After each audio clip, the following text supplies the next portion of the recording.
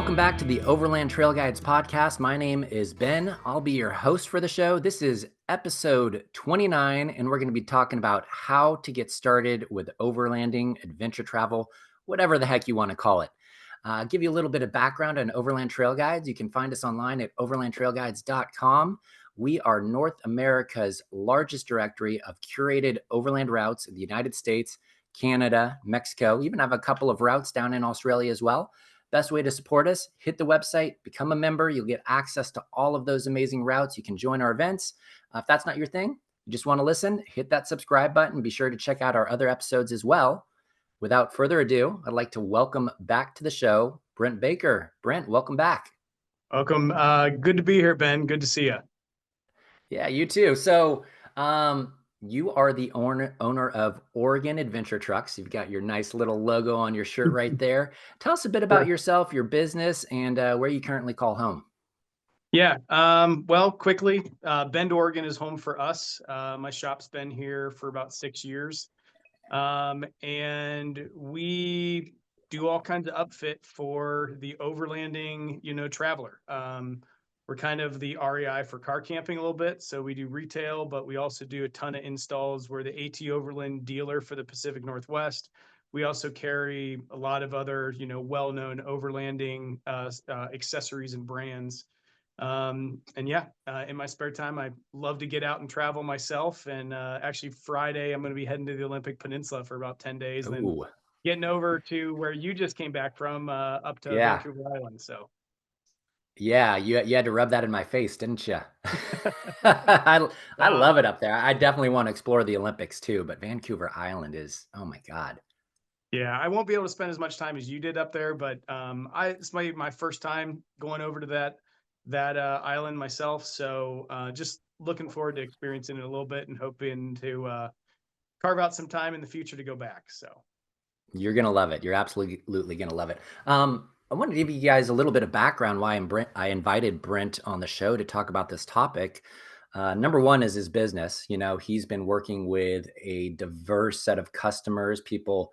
I'm sure your customers, some of them are doing super long trips like the Pan American Highway or going up to the Arctic. And then you've got people probably, this is their kind of home base, this adventure vehicle to go hunting or fishing. And some people probably just want to go camping.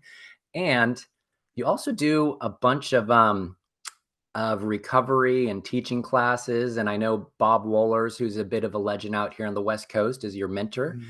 So I just thought with that kind of your business, working with all these customers and those classes, you would be a really kind of great person to talk about this subject. And I know you try to be objective and very meticulous to your approach. So I thought you would, again, just be a great guest to come on and talk about this. Yeah, thanks, Ben. I definitely deal with a wide range of people. It's one of the benefits of being in this industry is,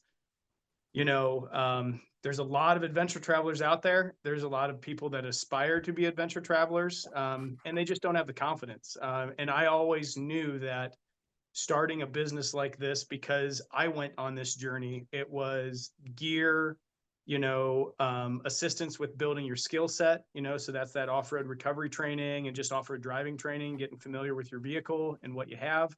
And then, going with people to help you get out there. There's kind of like that 3-tier of, you do the tours really well. And I think that's a perfect way to get started when you just don't really know, and have the confidence in, all right, how do I tiptoe in this? I've saw the Instagram pictures. I'm inspired by YouTubers that I watch. How can I do that myself? And those are the 3 categories that I think are the most important when it comes to, going on your first overlanding trip. Yeah. And I know when we were kind of figuring out what we were going to talk about on the show, we were kind of planning what we wanted to hit really hard, some of the stuff that maybe we'd get into. And we got into the definition of overlanding, which is always a bit contentious, right? There's definitely some people that love telling people that they're not doing it right and they're the real overlanders. I want to be clear. That is not the goal of this show whatsoever. So whether you just want to drive 10 miles down a dirt road and go camping for the weekend, or you're going to Brent's shop and you're getting the Atera XL and you want to, travel and live on the road full time, we're all kind of doing it to some extent or another. It's kind of a spectrum. So I think what we're going to be focusing on this show is just like you said, Brent, just really getting out there, getting the Yeah. confidence. What is the gear that you need? And I think a lot of people are going to be surprised that we're going to say you don't need a $200,000 expedition truck to start exploring. There's people that have traveled the world on vehicles that are probably worth less than $4,000. So whatever you have, just make it work. And so I know we talked about this, but I want to kind of talk about people that they've seen it on Instagram, YouTube, they've got a friend doing it, and maybe they've got a Prius, maybe they've got a Subaru Outback, maybe they've got a two-wheel drive Tacoma, maybe they do have Mhm. a four-wheel drive Jeep Wrangler. What's your take on kind of like people that are, I want to get out there. Obviously, there's some constraints of where you want to go and the tools that you have in your tool belt, but kind of take us through your philosophy on that, Brent, and kind of what you tell customers that come to your shop. Yeah. Well, I always encourage people that no matter what vehicle they have, it doesn't mean that they can't go to remote places. Okay. Now, to the complexity of the remote places and what they have to be aware of, that comes again from the skill set training. Like, can you lift a Honda Civic? Absolutely. Do you really want to lift a Honda Civic? Probably not. You So, might. yeah, it just, understand what platform you have and get comfortable with that. But if I'm in conversation with a client and they're telling me, here's the adventures that they want to take, um, I can direct them into saying, and I've told people before, like, you don't have the right vehicle or foundation to start to do these journeys.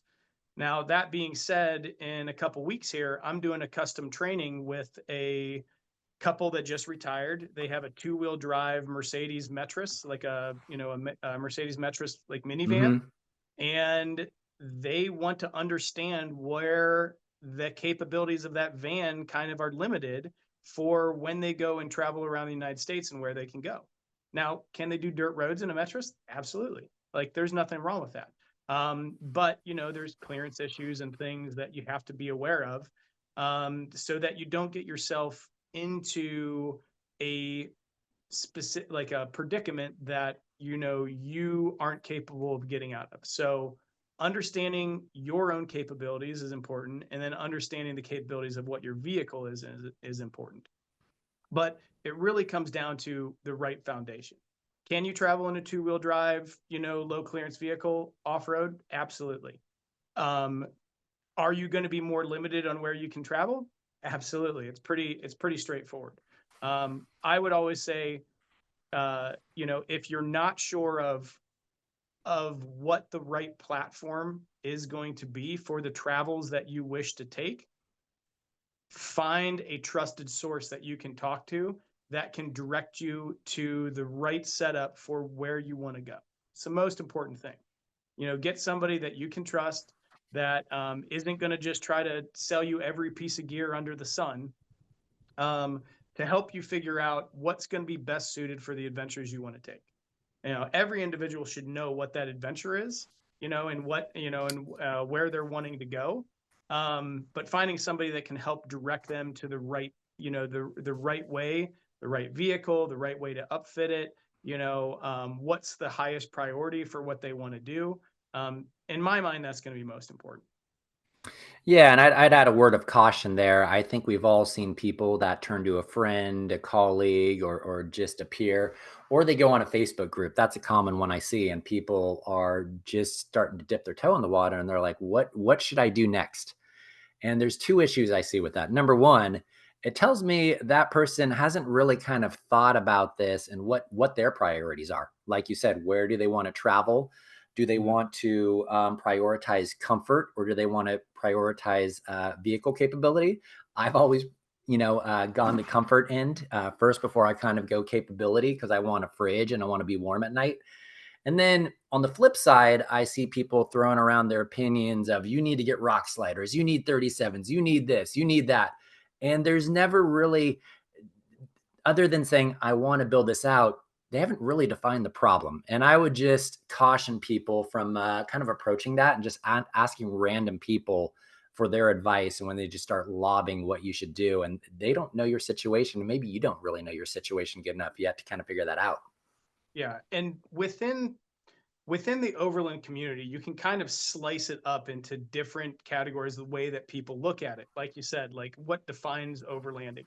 We don't need to talk about that, but there are segments within the community that are vastly different from one another. Hmm. And a lot of the people that are going to speak up, especially on social media, on how do you build your vehicle out, they're very militant. They're like, I see a trail and I'm going to tackle that and I'm going to challenge myself and I'm going to beat the crap out of my vehicle, but I'm going to get there and I'm going to have this awesome campsite on top of a rock that overlooks this amazing river. You know, most people don't travel like that. So, and if that's the way you want to travel, great. And then rock sliders, winches, all the recovery gear is probably necessary. But if you just want to go out and experience remote places, find peace, disconnect as much as you can these days, from Hmm. the outside world, um, you don't have to do that. You don't have to, your main priorities might be, to your point, comfort. The other thing I would add in there is who's going with you. Do you have any pets? Think about not only how comfortable are you going to be at the destination, but how comfortable is everyone going to be while you're traveling. If you build out some giant behemoth rig, and you're driving in a windstorm trying to get out somewhere, that thing is going to be a pain in the butt to try to travel down a highway at 70 miles an hour. Yeah, Um, you know, absolutely. so you really got to like, put together, and again, having like a trusted source you can talk to about all these things. But really trying to dial in what's the experience that you want. What does that trip look like? Who's going to go on the trip? What's going to be involved? What type of equipment do you want to do, or have? The problem with social media is everybody's going to go to how cool is that vehicle build out. Hmm. To me that is like one of the end game situations that I get to. Okay, Yeah. because not all overlanders, and I'd have to say that the majority of most overlanders are not rock crawling, challenge ridden overlanders. We just want to hit a dirt road, a national forest road, and go out and camp on, in a cool area somewhere. Now, a lot Yep. of things can happen in those situations, but you definitely don't have to have an armored vehicle to go experience that. Yeah, and I think a philosophy that more people really need to hear is, at least for just starting, like not everybody has a bank account that has, six zeros in it and multiple commas and all of that stuff. Like, the best overlanding vehicle to just get started is the one you own, Yeah. And I just really want to emphasize that, especially in American culture. There's a lot of one-upsmanship, and you see it all the time on Instagram and YouTube. I love the people that go out with the old rigs and stuff like that. Not everybody has a new Gladiator or something like that. I'm sure we all would love to have one, but we all don't. But the reason I bring that up is, like, let's say you got a two-wheel drive Tacoma or something like that. Like, can you go out in summer on a dirt road and not have to worry about a whole lot? Probably, but you can always go out with a friend and kind of use them as a safety net. I bet you've got a friend out there that has an all-wheel drive vehicle, a 4x4, something like that, just to give you that safety. You can get that experience, figure out this is something you want to do for the long term, and then when you do have the money, you know what you need, and you can make that investment. And hopefully it's a wise one, as opposed to just to listen to a bunch of randoms on the internet telling you what you should upgrade to. Yeah. And we spoke about this before, but it's most cases somebody who's overlanding or getting into this comes from some sort of experience where they've been outside, they've gone camping before, so you already own some type of gear in most cases. you know you're just transitioning that gear into a vehicle assisted adventure rather than carrying it on your back or going to a state park. So don't also think like you need a brand new powered fridge with a lithium battery system to go do it. Does it add comfort and flexibility with where you can go and how you can do things? Absolutely. But if you're first trying to start out, grab your cooler, throw some ice in it. You've done it Hmm. on many other trips before. Grab the gear, grab that Coleman 2-burner stove that you've used with some propane. Like, take what you have and go out and have the experience. And this is how I tell my customers, it's like, get a good foundation, take the gear that you have, go out and use it, and then keep a mental note or write things down about what's working and what's not. What do you feel like needs to be more comfortable for your travel, and what can you get by with? And then let's have a conversation. um, you know I've been in the industry for a long time. I'm connected to you know understanding many of the channels that are out there of what can happen to make something more comfortable based off of like what feedback I get from a customer, and I can help direct them into what's right.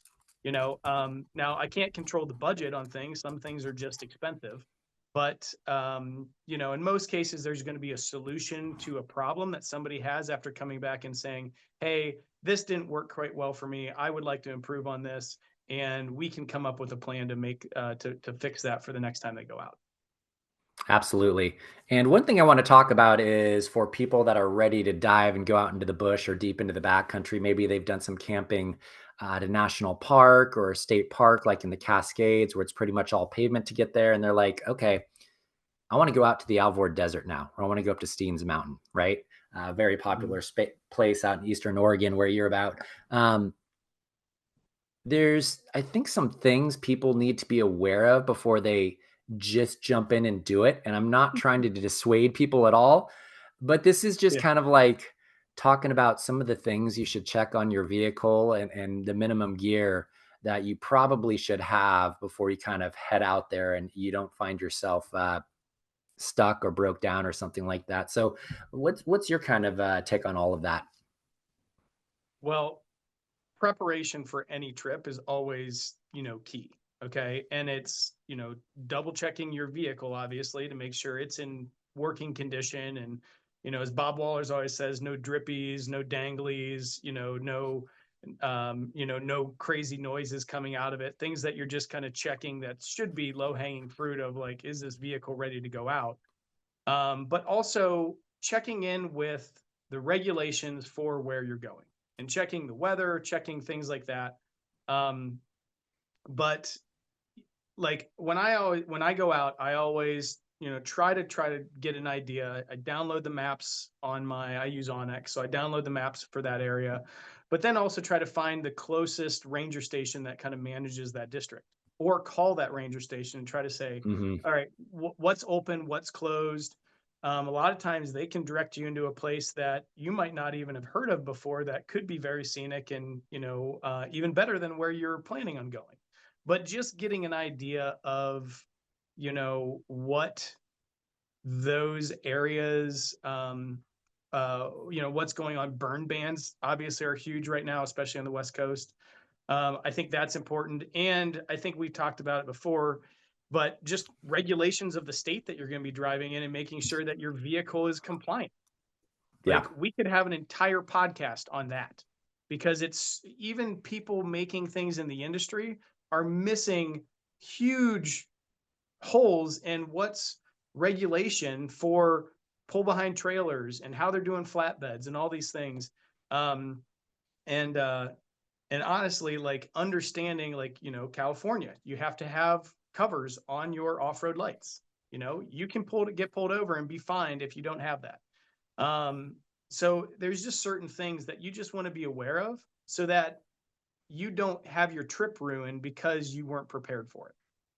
Yeah, absolutely. And I think that's not saying you need a winch and traction boards and all of this other stuff. This is just doing some basic planning. And I really want to hit that home because I see folks around our age and older, they will still pick up the phone and they'll call the ranger. But like I see people all the time asking about stuff, and somebody will like, you could just call the ranger and find this out. I know where to find it out online, but like they are a wealth of information, especially for new places to explore. So I Yeah. encourage people to get comfortable with that and to do it.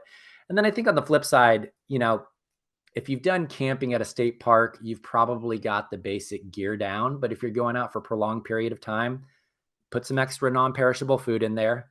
Make sure you carry some extra water. This isn't a weekend when you're in college crashing at the buddy's place on the couch. You gotta come with a little bit more preparation and forethought just to make sure that things go right.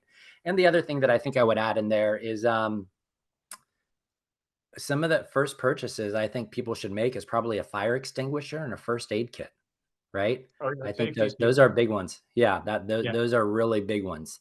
Um, let's talk about getting into your first dispersed camping trip, because I think that's how a lot of people kind of start with this. It's kind of they work their way up the scale. Like you said, maybe they went backpacking or they stayed at a state park or something like that.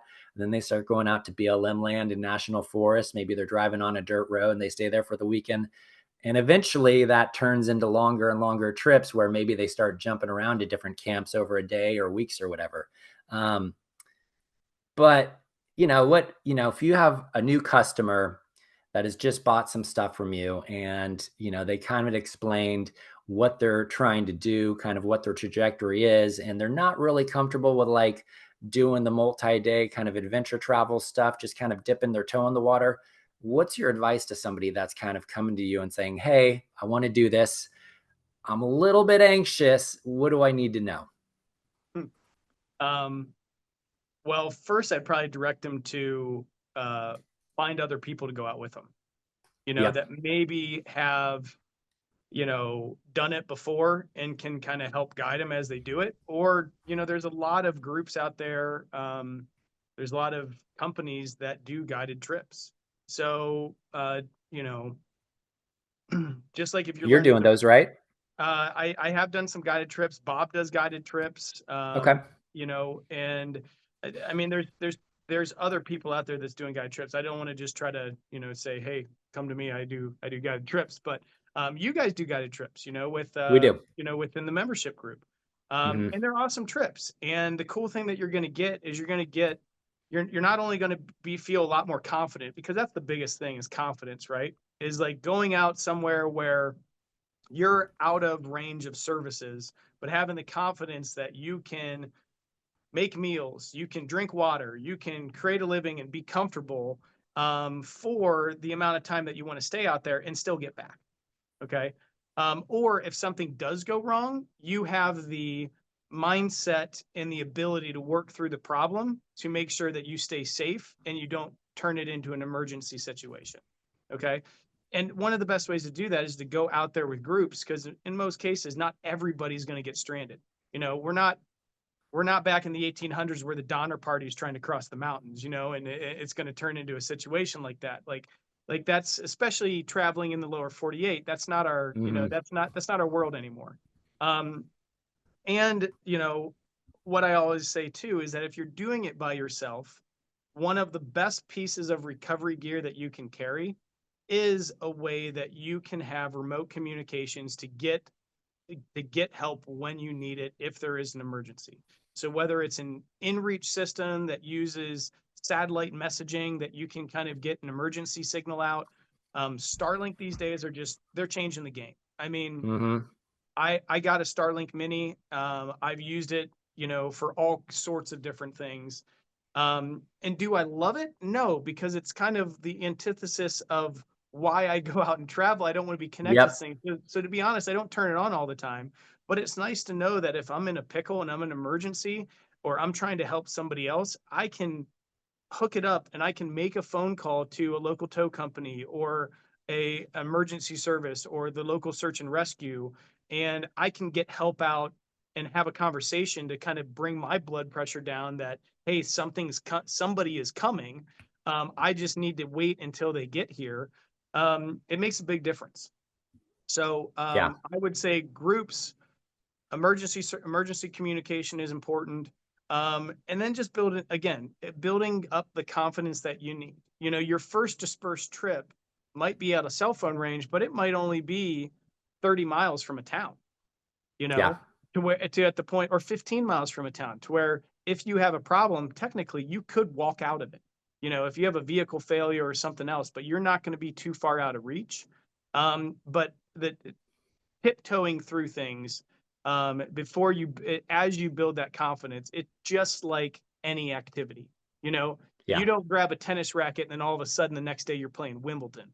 Like, you're building that skill set and building that confidence and building that professionalism so that um, as you want to get to those adventures you want to do, you're more confident as as you go on through that process.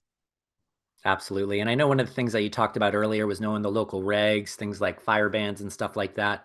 I Yeah. also think it's incredibly important that as people start to get out of these developed campgrounds and go into the bush, you need to acquaint yourself, not just acquaint yourself, you really need to understand what leave no traces and what tread lightly Oh principles yeah. are.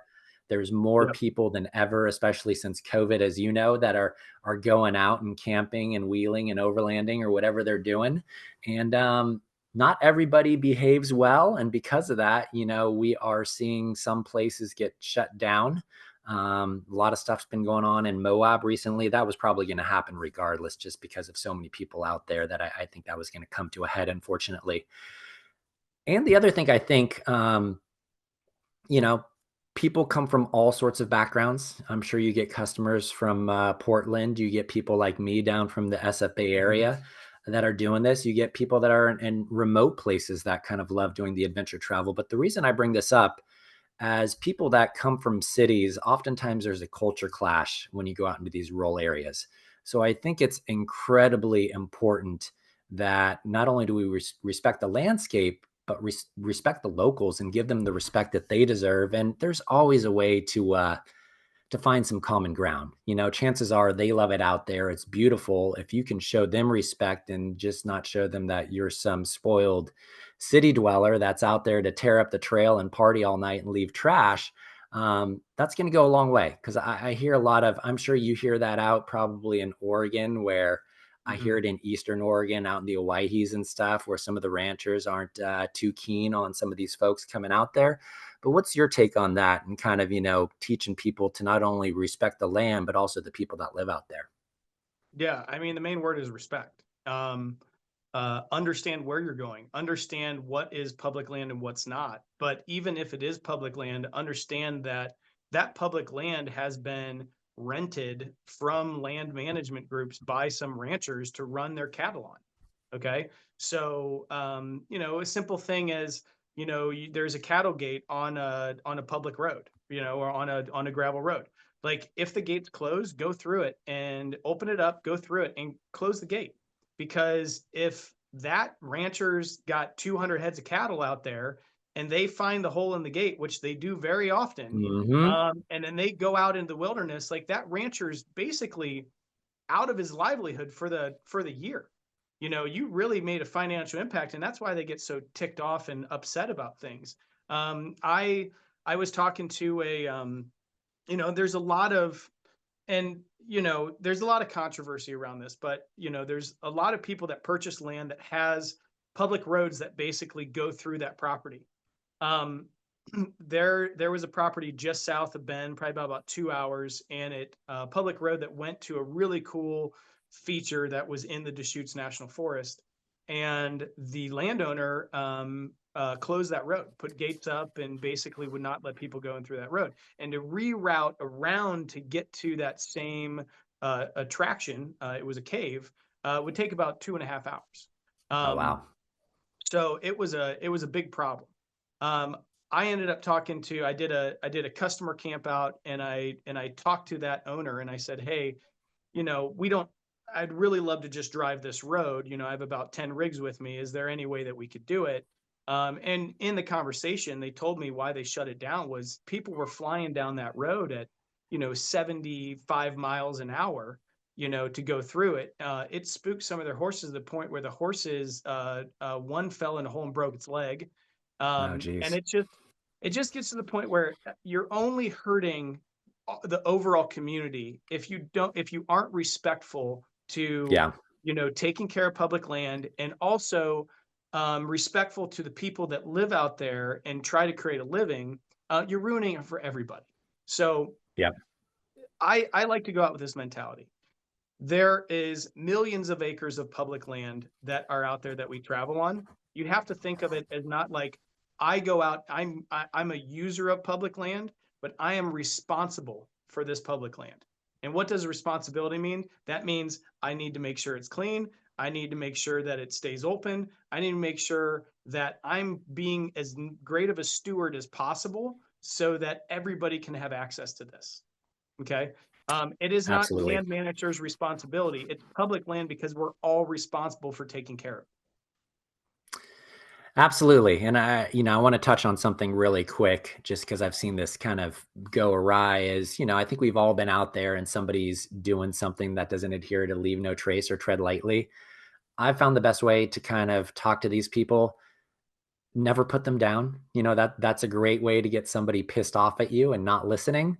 It's kind of trying to be friendly, trying to educate them, but I never try to use a tone of voice like I'm scolding them or something like that. Just kind of like somebody was shooting off fireworks at Usel Beach up in northern Mendocino County. And I let the guy know, I was like, hey, you see that hillside over there? Somebody was shooting off fireworks a couple of years ago and they had to bring like, half a dozen fire battalion out here to come happen it. And we don't want that to happen again. I could have flew off the handle and said, what the F are you doing and all this? And that would have just created a contentious environment. But because I approached it like that, he understood and then he saw what the impact was firsthand. And, he kind of agreed that he wasn't going to do that. So I considered that a win. And the other thing I think is just the respect. When I approach people out in these rural areas, it is far times and few between when I approach them with a friendly, calm, and respectful manner. It's, you know, at first they might be a little tense, but usually they let their guard down and we figure out common ground. So that's, like you said, that's just a huge one. Um, Yeah. I do want to talk a little bit about, okay, I've I'm ready to head out. I'm ready to make the jump from the state park to the dispersed camping, but I don't know where to go. And in Mhm. this day and age, there's so much information out there. We could probably make an entire show on this. Give me 1 second here. Yeah, no worries. Um, but what are some of those resources that you kind of tell people to check out? Because there's a lot of them. I know you mentioned Onyx, which is a great resource for people to get trail information, but there's pictures in there. So usually a lot of times you can see if somebody has camp or if it's suitable for camping. But what are those resources that you are recommend people check out if they want to go in Oregon or the Pacific Northwest or something like that? Yeah. Well, first understand, you know, what the regulations of public land are. So typically, public land is you're allowed to camp in public land for no longer than 14 days in one spot. You can stay on public land, but you have to move within 2 miles away in order to find the next camp. Okay, so that's the protocol. The protocol is also you have to camp within 100 feet of a road. Okay. So, a lot of cases when you go out into public land and you're looking for these dispersed campsites, try to find the ones that have already been established. Okay. Most likely you're going to find pull offs. You're going to find like little, circles of rocks together where somebody might have made like a small fire. Again, watch the fire bans, but Mhm. there's going to be spots that you can easily identify somebody camped there before. Don't just drive out into sagebrush and kind of like, make your own track. Nobody wants to see more user created roads that aren't actual public roads. So when it defines 100 feet off of the road, make their smart decision on finding, spots that have already been kind of well tracked and are areas where people have camped before. Don't go out and try to make your own. Like that's not public land stewardship in my opinion. Now to find those places to make it easier. So Onyx did just launch a new feature on their tool, on their off-road tool, where it has a layer that highlights a road in like Mhm. yellow that Yep. has been identified as like, here's where dispersed camping is available. Okay. It doesn't really pinpoint though, like, hey, this location's really rad and it has it has this view or whatever that you're going to experience. um, iOverlander has been around for a while. It's a social based tool. And to be honest, I haven't had great luck with iOverlander. It seems to put you more into pull offs off the side of a road if you're traveling Yep. that you can kind of, set up camp with, but you're going to be right off the side of and sometimes even like a busy road. Um, But it is another tool that if you're in an area and you're traveling through that you can utilize.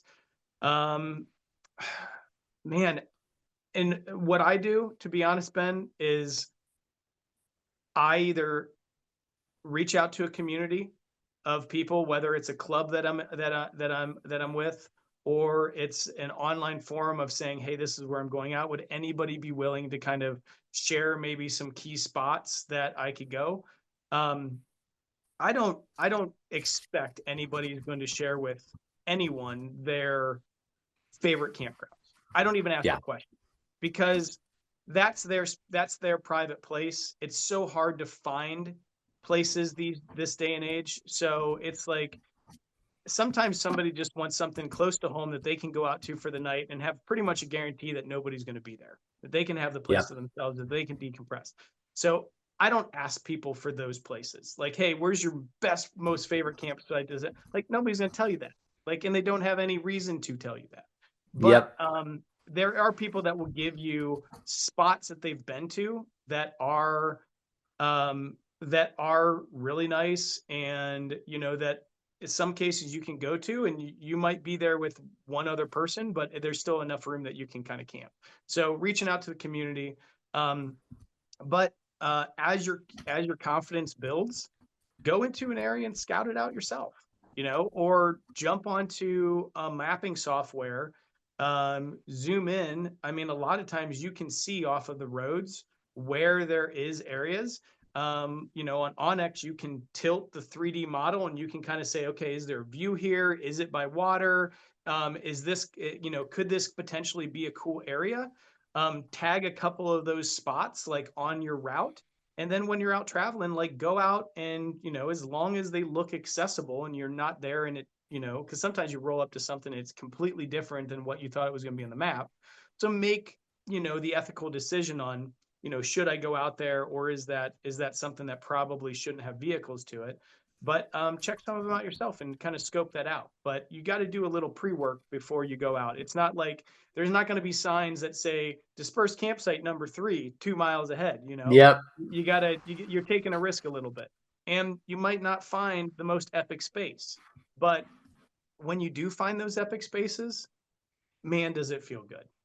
Oh, you it know does. yeah. Yeah, just those ones that kind of appear out of the blue that you're not expecting, and then that one's saved for life and share with the inner circle maybe. I did want to kind of hit on one thing that you talked about, which is doing a little bit of research, and I wanted to talk about reaching out to the communities and doing it the right way. And this is what I mean by doing it the right way. There's a lot of really super helpful and super friendly people in this community. But it's overlanding or adventure travel. It's not a road trip. There's a lot of unknowns in this stuff, even with the advent of Onyx and iOverlander and all these other tools that have really made it easier to get this information. But show that you've done a little bit of research before you hit an online community or something. Don't just show up and say, hey, I'm looking for an epic Give spot me, give me, give me, next give me. next to a river, and like you haven't done anything. Like literally you can type 3 sentences into, like Claude, ChatGPT, or Gemini and say, hey, I'm heading to the Oak Ridge area in Oregon.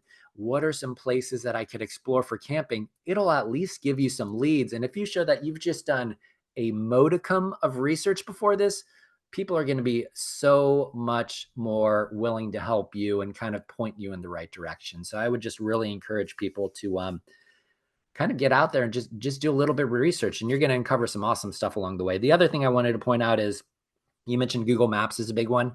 I've been doing a lot of customer interviews lately for a new venture that we're looking at launching. I know we kind of touched on that. But I know a guy that actually watches YouTube videos, and he's like, oh, and I know a lot of people do this. Do I want to go out there? What's out there? Can I actually camp out there? So that's a resource. And just Google too. Like there's a lot of, if you just use Google or Google Maps, there's a lot of stuff that's already out there. You can kind of see what the landscape looks like. Maybe there's an ice cave in the area that you want to camp at. And a lot of times people include pictures of the surrounding area, so you can kind of get a sense of what's out there a little bit. So we've talked about just kind of getting comfortable with dispersed camping. I think the next iteration up on that, in California, I want to go do the Mojave Road, which can typically done in 2, 3 days of driving. I don't know what Mhm. your go-to is out in Oregon, whether it's going to Tillamook, which is really more of a wheeling spot, or to the Alvord or the Hawaii's, but I'm sure people kind of have their go-to locations where you're at too. So I feel like at this point, if you've done a couple of these trips, you're comfortable kind of being out there away from all of the normal amenities and resources. But maybe you can kind of share what your experience was kind of moving from dispersed camping to actually kind of doing the adventure travel thing that might be just a 3 day trip or a 3 week trip or whatever it was. Yeah. Um, well, again, it's preparation up front. Okay. So, understanding what that, if you're doing a multi-day trail, I've done the Mojave Road. I did the Magruder corridor through the tip of, or up in Idaho. Yeah, those treks typically to kind of, spend enough time and not, overdrive, as I put it. Hmm. You're looking at like 3 days. Okay. It's not huge, but 3 days. Now you could go a lot further and do the Trans-American Trail, which, is going to take you about a month. A lot of people don't have that time, but just do your preparation up front. Kind of understand when I'm putting together a trip, or, a backcountry discovery route, those maps are available. You can get the GPX maps and download them. And they're awesome routes. Like that company does a great job putting together off-road routes for things. How I like to plan for it is understanding the regulations, obviously where I'm going, understanding, like, like talking to the rangers offices, things like that. But um, I always like to plan in my route planning alternative routes. And Ben, I could do an entire podcast on this, route Hmm. planning and doing everything else, because um, you know, you when you get out on a trail, number one, weather's unpredictable. Okay. The trail is unpredictable. And the state of your vehicle and what potentially could happen, or just, is your child, is everybody going to stay, like, happy with what's going on with with the trail? There's a lot of variables. So build in different, like, auxiliary routes that you could do. If you need to shorten it, or if a drive is being too long, or if a trail isn't in the condition that you expected that it would be, or if the trail is non-existent or closed, like, what's going to be your alternative route? What's going to be your alternative thing? If you got over ambitious and you couldn't get to your first campsite that you planned on your trip, don't push it. I my rule of thumb is I never try to drive after 5, right? The worst things happen when you're fatigued on the trail. You want an emergency situation, it's most likely going to happen when you're tired. Okay. Hmm. So I try to stop before I make dinner. If I don't get to the pin that I put, as far as like, hey, this is where I'm going to look for a dispersed campsite, then I didn't make it there. I try to plan in alternatives ahead of time, so that I'm not stressing myself out, that I don't have a way around, something that I might have planned. Okay. And just make sure to download the area. You're most likely not going to have service, or you're not going to throw, with Starlink it's changing that, but try to download the mapping, try to download the area, so that when you get in there, you can search around a little bit to try to find alternative routes or an alternative camp spot, so that you're not stressing out about it. But these trips, it shouldn't be a forced march. It should be enjoyable. It should be enjoyable to everybody in the car. Not everybody in a vehicle wants to be a bobblehead for hours on end. So find stops, especially if you have kids, especially if you have a wife that just, wants to go on an adventure with you. But for them, it's getting out, it's seeing some scenery, it's enjoying the time. Like, it's not all about the militant, can we get to this camp that I planned out? Like, learn to make sure that you plan in alternative things if you can recognize that not everybody's enjoying what you initially planned, or Yeah. if the So trail is different. Yeah. yeah, so a couple things on that, and I think you really kind of nailed that last one. Is like a lot of times a lot of us don't have infinite time to go explore. You were talking about your time going to Vancouver Island, and you said, "Oh, I wish I had more time to explore up there." And a lot of people try to shove in as much as they possibly can, which turns into these big long drive days. And sure, you get to see a lot, but it's almost like going to a fancy restaurant with a date, your spouse or whoever, and you eat as fast as you can and you don't really get to enjoy it, right? Like Mhm. your stomach Great probably analogy. hurts after and everything like that. So like slow down a little bit, take time to explore your surroundings, go into those small towns and cities. I think a lot of people think that overlanding is all about dirt road travel and they miss on these awesome local cultures. And I think that's where uh, one of the benefits of having a moto, you're forced to go in these towns because you got to go get gas and you got to go Mhm. resupply. You can't carry 10 days of food and water with you, right? So there's that really, and you're more exposed on a motorcycle too. You're not kind of encapsulated in a vehicle. So go do that. And then the other thing that I wanted to say is we've talked about preparation a lot. I don't want to overwhelm people here. They're like, oh my God, you have to do all this preparation. I think a lot of it is just the right mindset, right? This isn't necessarily your standard road trip where if you need to pull over at a rest stop or there's a gas station 20 miles around, there might not be a gas station for 150 miles from where you are, depending on where you're traveling, like the Magruder corridor or something like that. So I think just having the right mindset that, okay, not everything is going to go planned. And if it doesn't, that's fine. A lot of this comes down to problem solving and just being flexible and remaining calm. Like you said, if you're behind schedule and you know you're not going to get to your planned camp, don't stress over it. Just adjust and adapt to the situation. And I think I've seen a lot of kind of newcomers on their first couple of trips really get overwhelmed. But I think if you can go in with it the right mindset that like things are going to happen, that's okay. We'll get out of it. It makes it a lot less stressful. Yeah. And we've even had to do it on customer tours, where we might say, hey, this is the agenda for this 10-day tour through Baja. But we get down there and we're either not making up the time or, a road is, not passable because it was washed out or something. It's like, we even have to, well, here's plan B. And, and you have a conversation with everybody in the group because communication's super important. Just say, hey, this is where we're at. And here's the adjustment that we need to make to the trip. And does anybody have any feedback on that? Is that too much or whatever else? But check in with your group. And if your group is only people in your car, sometimes it's just checking in with yourself. How tired are you? Hmm. How fatigued are you? Are you do you just want to stop and set up camp for the night? It's okay to say I didn't get quite there, or it's okay to say that trail was way too rough. I wasn't ready for it. I don't have the right vehicle. So I guess what? I turned around, or I camped at the bottom of the hill. Um, all those things are okay. The at the end of the day, we do this for the enjoyment. We do this for the adventure. Um, it's not about the Instagram picture. Go out and enjoy yourself.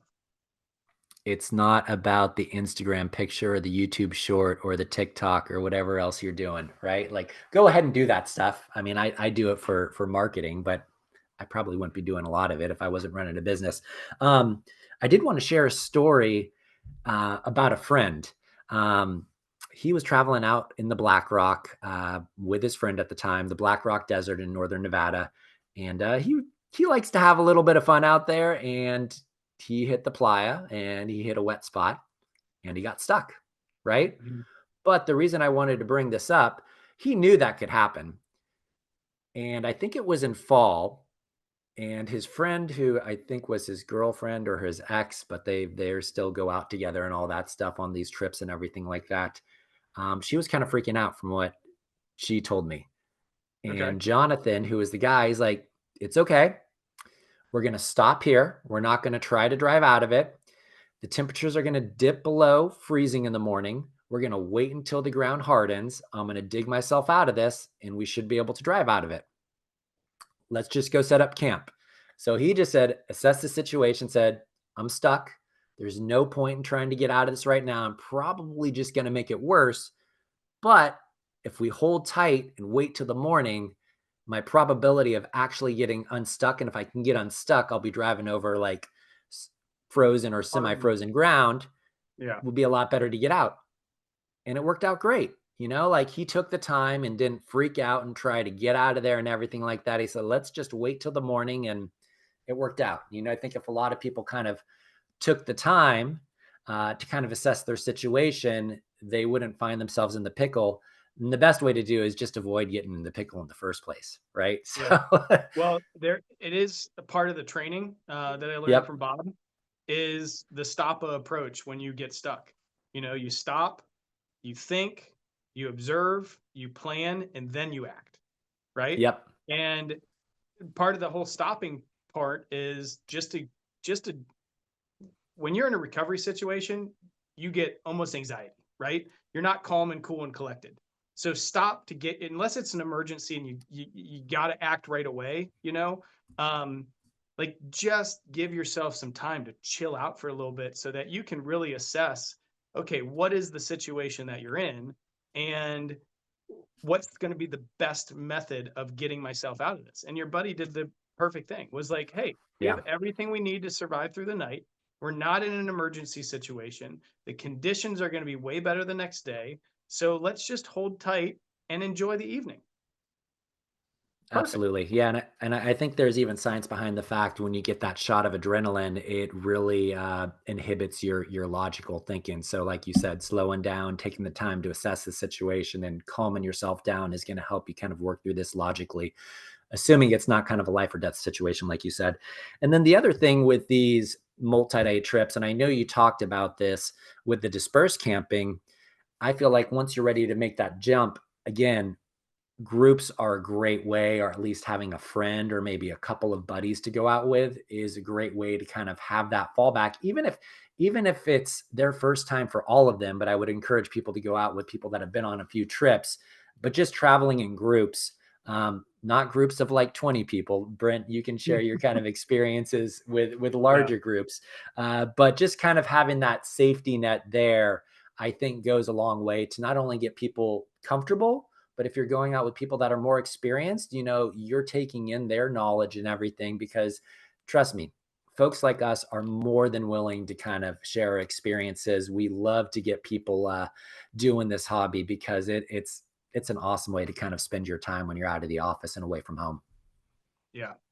Yeah. The, you know, remote solo international, most risky type of travel that you can do.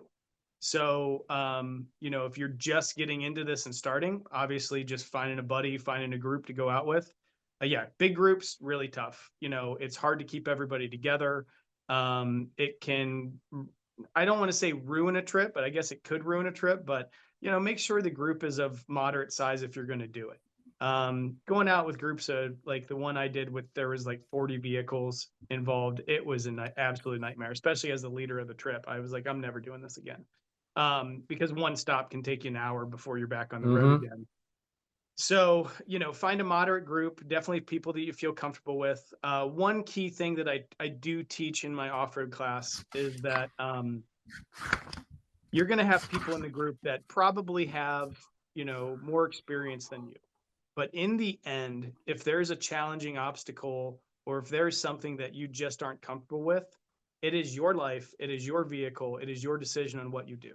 Okay. Just because somebody says, hey, hit it this way and you'll be absolutely fine, you can trust that person that they know what they're doing. But if you just don't feel comfortable with that, like don't feel that you have to be coerced into doing something that is, not something that you want to do.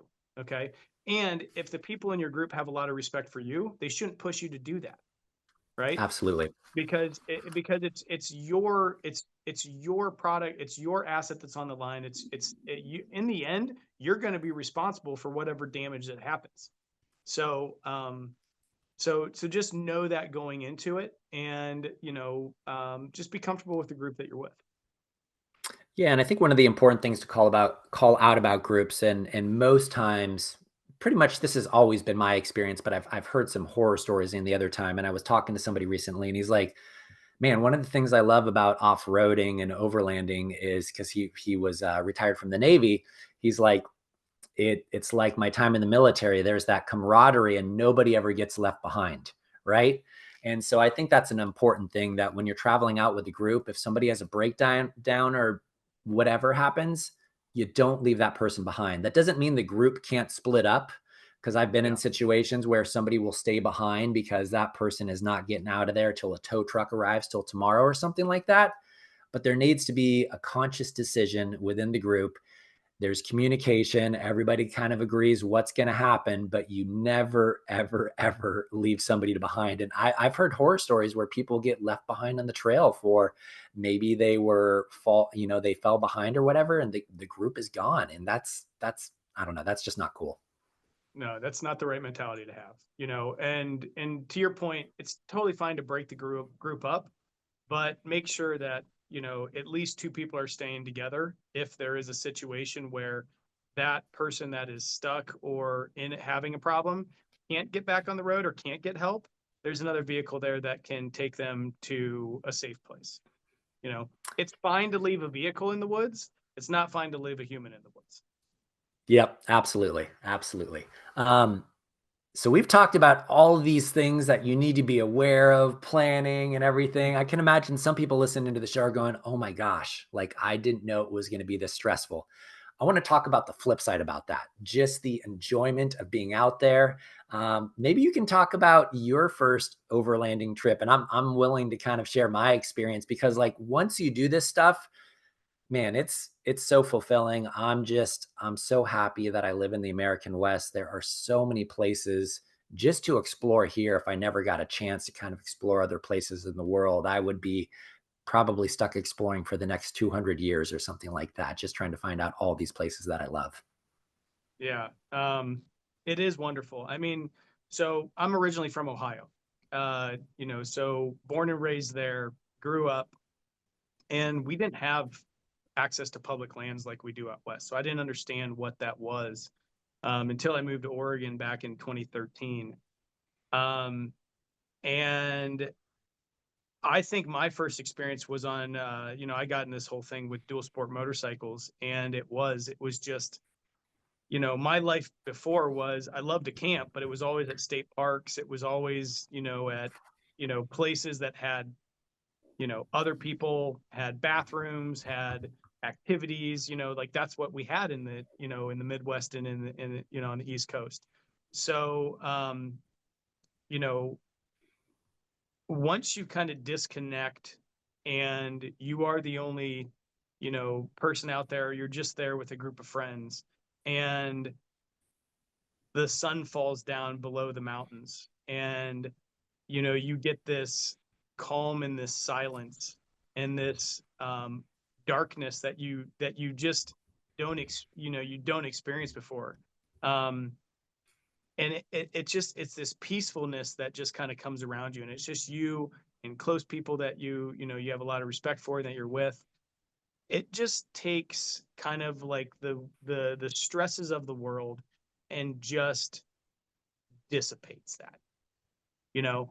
And when you wake up, I mean, I remember one morning with my wife, we had an old Toyota Prado that we brought over from Japan, and it was our first camp out in it, and it was her vehicle, and she, we decided to just sleep in the back, and we went to the Alvord Desert and got out in the middle of that playa, kind of came in from the north section, and it was the quietest morning I think I've ever experienced in my life. Like I could literally hear the wings on a fly that was coming by. There was no ambient sound, there was no wind, and I'm just staring around at this unbelievable like moonscape, and I'm just like, I I I can't even, you can't even explain the experience. You can't explain the experience, but to understand that there's places where you can have that, where you can have those experiences. And they're not too far from home. I can get the Alvord Desert from Bend in about 4.5 hours. It's not Yeah, I'm not trying to fly to the Maldives and pull that all together, to have, something like this. I mean, it's accessible. And in the United States, especially the American West, we have it at our fingertips. And we it's do. like, how it can take you to a different place and how it can calm your system. And I call it wilderness therapy, right? It's just like mental health, all these different things.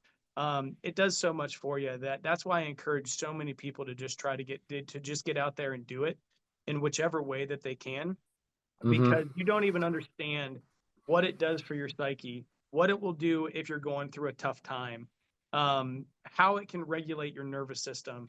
It's incredible. And everybody should try to experience that at least once in their life. Yeah, and I think that's why it's so important that we preserve these amazing places that haven't been built up, right? Just like that connection to the land. You think about people that lived in the Americas 500 years ago before you have a power grid and internet and lights everywhere and everything like that.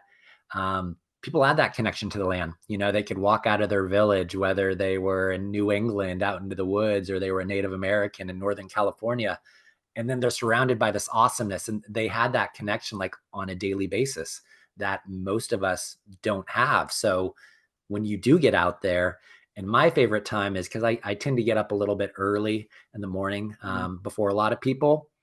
It's dead quiet. Usually there's no wind out at that time, and that connection with the landscape and where you are, it really does soothe and rejuvenate the soul, and it just creates a calmness that you don't get within the everyday life, everyday lives are of our hectic lives at work, dealing with family, friends, and all of that other stuff. So I think that is a huge piece of it, right?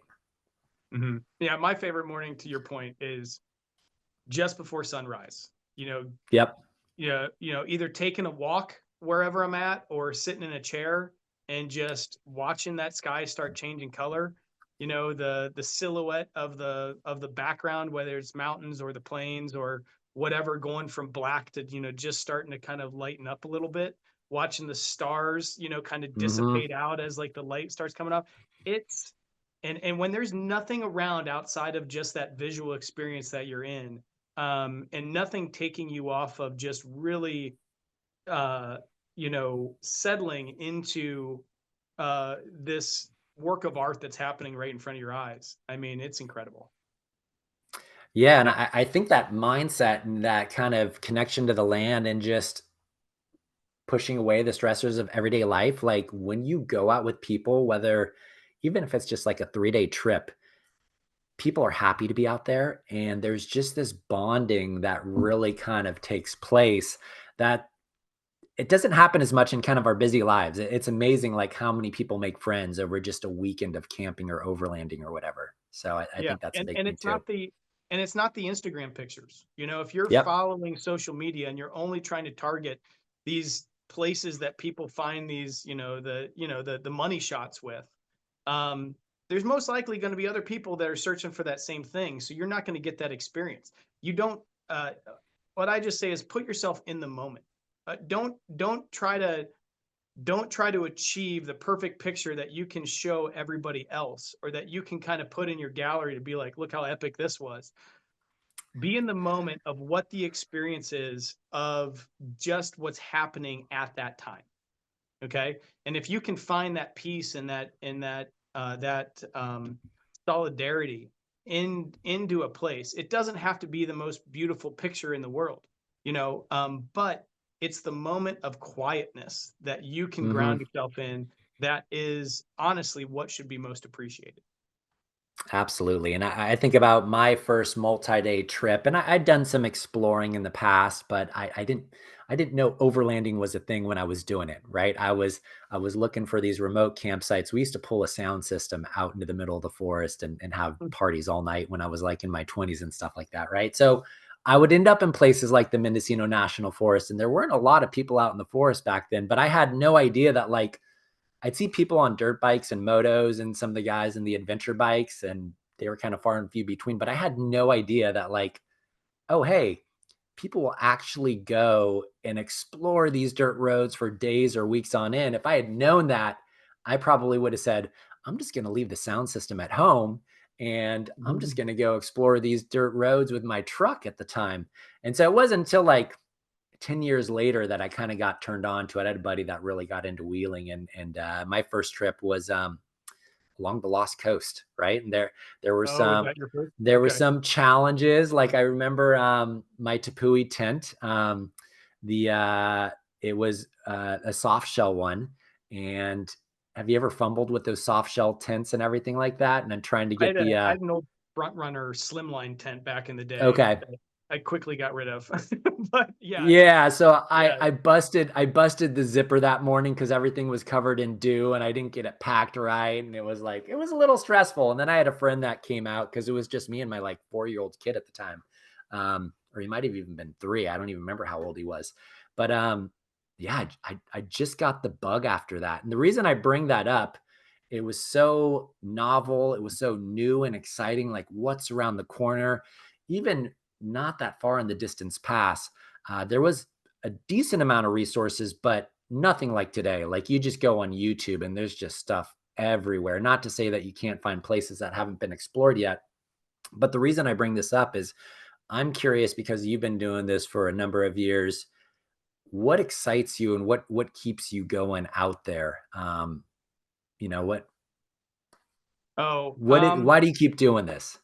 yeah, I if I had to if I had to like boil it down to one word, it'd probably be curiosity. Probably be curiosity for the adventure. Um, Hmm. I just like I want to know where does that trail end up. I love maps and I can lose myself for hours staring at Onyx maps or a paper map. Um, and I'll just kind of like, I look for things of, I was exploring the Alvord and the Hawaii's, you know, 10 years before they got super popular. Yep. Once places start getting in that way of, everybody's talking about them, I'm off and I'm looking for places that people aren't talking about because I don't want to go to. I mean, they're amazing, and I'll go back to the UI. It's still incredible out there. The Albert's great, but I like to explore the unexplored a little bit. At least the ones where it's like not everybody's targeting it. So that's where, just because I'm like, the world is such a big place, Hmm. and the state of Oregon is such a big place, and there's doesn't mean that there's not beauty in other places. You just got to go drive around a little bit, and see what's out there. So it's the curiosity of saying, of like being like, well, where's the next epic place going to be? Where's the next great fishing hole at? That I can at least get a couple years out of where it's not overran on Instagram or something. Hmm. Um, I look for the peaceful places, and I know they're out there, and we're in a big world, and then I put the big adventures on there too. Like, what's 20, I did 23 days around Alaska on a dual sport motorcycle. Like, you want to talk about wide open places? Like, that state's insane, Hmm. and most of it's not even accessible via a road. So, you know, um, I would just say the curiosity to go find a peaceful place to decompress, is kind of what Yeah. keeps driving me. I If anybody follows me on Instagram or social media, I'm sorry, I hardly ever post pictures. I'm not that person. I'm not a brand ambassador. I I am unknown when it comes to that stuff because it's not important to me. Yeah. What's important to me is being with people that I love and decompressing in a beautiful place, you know? Yeah. And Well. that place doesn't have to be, you know, uh, Horseshoe Bend in Arizona. It can Hmm. be in a field that has an amazing sunset, that I just cherish the moment. What about you? Absolutely. What's your drive? Well, I wanted to talk about Instagram because you talked about that, and like my Instagram game sucks. Like we both have businesses that we're running, right? But Yeah. like, gosh, it's like pulling teeth with me for sometimes if I admit it, right? I'm like, ah, I have to create another one. It's just I don't I find mean, it I'm gonna. enjoyable. I'll admit, I don't care. For me personally, Yeah, I don't care about it. For the business, yeah, I got to keep up on things, yeah, and a lot of times, like, it's more about stuff that we do in the shop and like yep, places. But my personal social media usage is so non-existent, and I don't Yeah, worry about it. I really don't. yeah. Yeah, I know. I need to do it for marketing, but that's the only reason I'm doing it. But yeah, I always joke to people, I was like, my Instagram game sucks. I gotta level it up just for the sake of the business. But I think you kind of talked about the novel and the new and the curiosity. I think that's why a lot of people get the travel bug. And in a sense, I think this is just a different flavor of the travel bug, right? Like, why do people go to new places? Like, they're curious what's there. They want to meet new people. They want to see new things. And I get this is a little bit different because usually we're kind of exploring in the same country and you're not getting the super wide array of, it's not like going to Argentina where you're going into a totally different culture and people speak a different language and all that. But I think it's kind of like the overlanding spectrum, whether you're doing dispersed camping or whether you're doing it full time. I think Yeah. it's just kind of a flavor of it, right? It's you've Well, got and bit it by is the travel paving the bug in a way. sense. It is paving the way to build your comfortability that, um, you might feel okay with a trip cross borders, or somewhere. You don't have to drive from the United States to Argentina if you want to go do it. There's truck vehicle rental places down there where you can rent a vehicle and like, Hmm. go see, Patagonia for a week if you wanted to and do the same type of thing. Um, but again, it's that confidence. It's building that confidence in saying, okay, would I be okay doing this, and what would that look like? Or reaching Cool. out and finding a group that you can pay for an experience that can take you there. Definitely. I know we've talked about a lot of stuff, but no way did we touch on everything that was in this outline. I did want to close it out with a question, but before we get to that, it's kind of a fun question. Is there anything else that you wanted to dive into before we kind of wrap up the show here? No, no, I think Okay.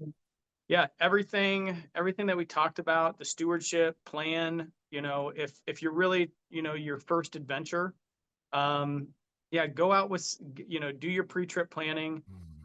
Don't don't make try to make the aspects of it enjoyable. You know, the more enjoyable it's going to be, the more confident you feel that you've planned the trip and you know where you're going and you know the regulations and you're doing it right. Okay, so just kind of tick those boxes, and I think you're going to have a great time. Absolutely. So what the way that I wanted to close the show out here is not in the outline at all, but I think it's kind of a fun one here and we can each do it here. Is maybe you've got a customer coming or you just want to share with our audience. I know you're Oregonian local these days. Where is, and you don't have to share your secret spots or anything like that, but if you say, hey, you want to have an epic, let's just go multi-day because not everybody has like 2 weeks to kind of go exploring, whether it's 3, 4, or 5 days or something like that. Where is a place that you would say, we could even say the greater Pacific Northwest, you should go Hmm. explore this area. It's incredible. Tell us a little bit about it and why you would turn them on to that. Hmm. And there's so many. I know.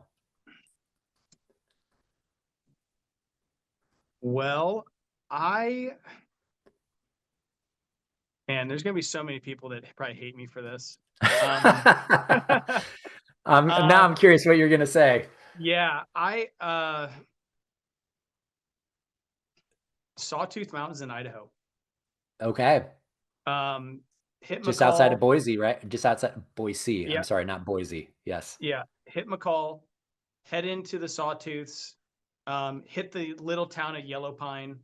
You Hmm. know, um, uh, you know, work your way through the reservoirs. I mean, it's as scenic as a national park than most of the national parks in this country, and it's fully accessible with the vehicle. Be respectful though. Understand that, again, people that have grown up in Idaho and everything else are probably going to be like, "Why are you telling people to come here?" It is uh, an absurd landscape that most people don't see because the major highways in Idaho, Highway 84, they cut through the southern section, which is just sagebrush, high desert, not very scenic. There's still really cool things to go in there if you really want to explore, but I guarantee you, most people that go into the Sawtooth Mountains will have a mind blowing adventure. Glacier fed, creeks that are as clear as you can find. Excellent cutthroat, trout fishing. I mean, beautiful, beautiful, beautiful scenery, and it's all easily accessible. So Amazing. Yeah, it's that's definitely probably on my where I to-do would list. it's probably where I shoot somebody through. And it's not even as far north as the Magruder is. Like I said, get to McCall. McCall's an awesome town. Just head east from McCall on some dirt roads, and you'll get into just some absolutely incredible scenery. Yeah, and then my take on this, I kind of feel like it's what side of the bed did I end up on or get out of? Just because like if you ask me tomorrow, I might give you a different answer. Just thinking what's in California. I mean, you have the Mojave, you have the Sonoran Desert, you have the Eastern Sierra, you have the Western Slope where all the lakes and the rivers are. You've got the Southern Cat. It's there's such an incredible amount of landscapes, and yeah, there's a lot of people out in a lot of places, but I've always had this connection to kind of the redwoods and the coast and everything like that, and it's Mhm. definitely what I would call a soft roading adventure, and there's stretches of pavement, but exploring the redwood coast, um, you could do it in a two-wheel drive Sprinter if you hit it during the dry season, right? But like one of the things that I love doing when I'm out on these trips is getting out of the vehicle and exploring. So there's a lot of hikes through redwood forest that rarely, get above 80 degrees, even in the middle of summer and stuff like that. There's rivers you can go swim in. There's incredible Mhm. coastline. Dispersed camping is a little bit harder in portions of it. But if you're up by the Smith River, which is another amazing place, and then down Smith is south, beautiful. yeah, the Yeah. Smith is something else. So that's right on the Oregon-California border. It's one of the cleanest rivers in the lower 48. There's a place called Forks of Smith. I don't know if you've ever been to it. Yep. Yeah, that's like people go up there, they do Howland Hill Drive, they go to Jedediah Smith Redwoods and everything. I'm like, Mhm. you have to go to the Forks of Smith. It's literally a 5-minute hike from the parking lot, and it's where two forks of the Smith come together. And yeah, it's really spiritual if you get to walk out there. Have you hiked to the Boy Scout tree? The Boy Scout tree. I don't know about the Boy Scout tree. This might be something you need to share with me offline, or can we talk about it here? Yeah, no, it's not like it's an unknown thing. Okay. So there is I'm assuming you've done the dirt road that goes out of Crescent City and like up the Smith River, and it comes into, I can't remember the little town, but it's like on the other side of the river of the Is Jedediah it is State it Park. Gasky or there's Um, Gasky and Hyuchi? Hyuchi. It's Yeah. Hyuchi. So Yeah. there's a dirt road that connects Hyuchi to Crescent City on the coast, Mm-hmm. and it Yep. goes through a grove of redwoods that's just That's incredible on a Howland dirt Hill. road. Yeah. Yeah, there is a trailhead there that's called the Boy Scout Trail. Okay. Okay, if you hike the Boy Scout Trail, it goes in about 3 miles. Um, it's weird because it's so huge, but you'll see like before you get to the waterfall, because that's where the trail ends. There is a lot of people put like arrows or something like just with rocks that point up. And if you go up there, now the General Sherman is the largest tree in the world, right? Okay. Um, the Boy Scout tree is larger, but Yeah. it's technically not one tree. It's two redwoods that grew together that Yep. have like an overall trunk, but the tree is just absolutely insane how big it is. Wow. And so if you haven't seen that before, it's worth the hike up there to check that out. Yeah, so when I was cutting our Redwood Coast video, I did a lot of research before I even went up there, and I'm gonna, you know, digress or move away from the situation from a second. There are a number of trees out there that they're big tree hunters. One of them is, I think, one of the guys lives up in Medford. I think it's Mario Vaden, and there's a professor at which is called Cal Poly Humboldt now, no longer California State University. They found trees that exceed the size of General Sherman, but they won't submit them because in the past Mm. people start tromping through the forest. So there are trees out there that are absolutely massive that based on their measurements, eclipse the size of General Sherman by tens of thousands of board feet in lumber. So just absolutely massive trees. Yeah, yeah. I wouldn't doubt it. I mean, the redwood groves are incredible once you get in there, and it's so hard to really The explore whole all of them. Pacific So, Northwest, you know, yeah, like it's the crazy. Sitka spruce and some of the other trees are really impressive too. So it's not just the redwoods, man. It's all the way up the coast to like, you know, kind of Yeah. southern Alaska. So anyways, well, that's yeah, I love that area. I think that it's a great place for people. Like I like your term soft roading, because it is. It's not over the top. If you wanted to stay at a state park, which is Hmm. totally fine, absolutely fine. You kind The of have to on downside is that that trip. You yeah, have to on that trip. Like there's yeah, spots where there's no dispersed camping. yeah. The biggest downside is, a lot of places don't have spots. Like you'll get to a place and it's fully booked out. That's where public land camping and dispersed camping becomes so great, is that you don't have to plan 6 months ahead and make a reservation. Exactly. Um, but anyways, yeah, that area of the country is absolutely incredible. And you brought up Southern California too. Anza Borrego, for God's sakes. Like it's a state park, but Yeah, it's amazing. it is for off-road off-highway vehicles. I shouldn't say off-highway, for highway uh, uh, legit highway vehicles. You can explore the majority of that entire state park, and there is some absolutely insane rock formations and mud Hmm. caves and all kinds of stuff that is in that park. And if you want to go somewhere in the wintertime, when I was down there over Christmas, it was still 85 degrees. So, go play in the winter. Absolutely. Yeah. I think that's on my short list of places I'm actually going to go this winter. So I haven't been in Yeah, about 3 go years. do it. I Well, I I've done it the last 2 winters in a row, and I really, really love it down there. that is a lot of driving from Bend. I think about the drive just from here. That's a haul. Well, Brent, we've covered a lot of stuff here. I hope we've given at least a couple of folks out there to confidence to dip their toe in the water, whether it's dispersed camping, to go on their first kind of multi-day overlanding trip, whatever it is, just go do it. Just Yep. make it happen, right? But do a little bit of planning and preparation, kind of the stuff that we talked about in advance. Um, any closing comments from you, Brent? No, I kind of gave my closing comments before, but I just appreciate the opportunity to talk to the audience. And if people do want help, I'd love to help you at my shop here in Bend. But there's other shops that are out there. Find a shop that you feel comfortable with.